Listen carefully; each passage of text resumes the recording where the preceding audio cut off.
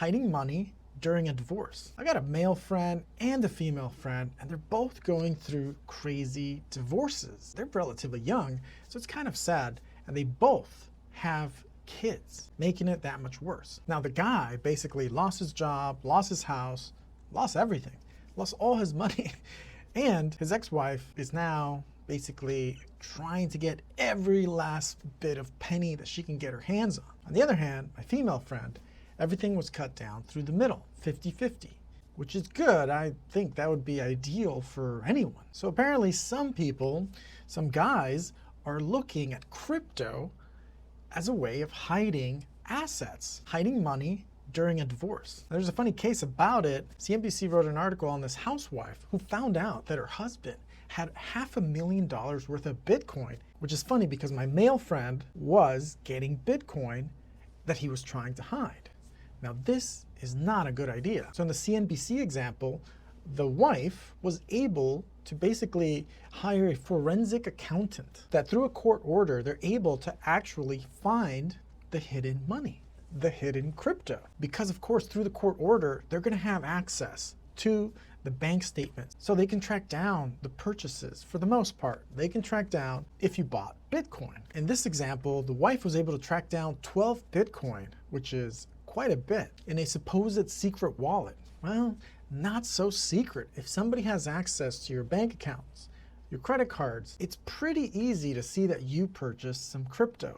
So apparently the woman became suspicious because the husband made around $3 million a year. On top of that, he was not declaring any assets, which of course is just screamingly suspicious. Honestly, I think it would have been much easier, much better to actually just hide your cash. Just dig a hole and put it in there like a treasure. I'm not saying you should do that because, it's unethical. But hey, if you hate the person, make them dig for the money. Anyways, the woman knew about Bitcoin, but of course she had no idea that her husband had invested in crypto of any sort because they didn't talk about it. And I think most people in general, especially most young folks, they're not gonna tell their significant other, hey, you know what? I blew 10K, I blew 40K on crypto. I think a lot of people are also embarrassed because the market is down, so there's that.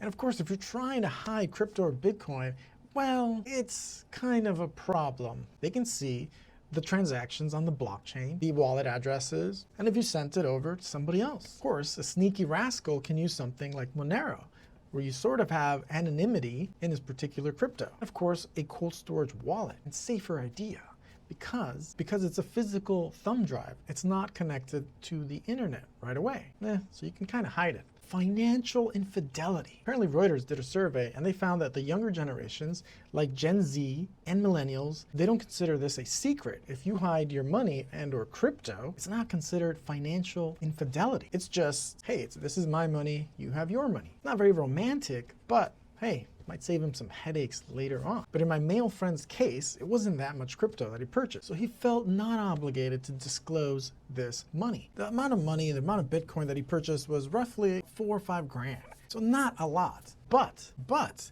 if the court finds out that he lied, he might lose his whole case because you lose the trust of the judge, you lose the trust of the court. That, I think, is the biggest problem. You're probably better off working over the money unless, you're hiding millions and millions. With that kind of money, you have the option to really hide your money. Offshore, shell companies, a lot of other options out there. And the article points out that divorce attorneys can subpoena an exchange, a crypto exchange themselves, to hand over information and potentially even the crypto. They can even go as far as subpoena their phones to access data on there, even a computer. So be careful there on both sides of the coin. In one example, they actually found Monero, $700,000 worth of Monero on some guy's computer in a soft wallet. The forensic investigator said that he could not even find the wallet itself. They had to use command lines in order for the wallet to appear. So some sneaky tricks out there. Maybe this is the time to become a crypto divorce attorney.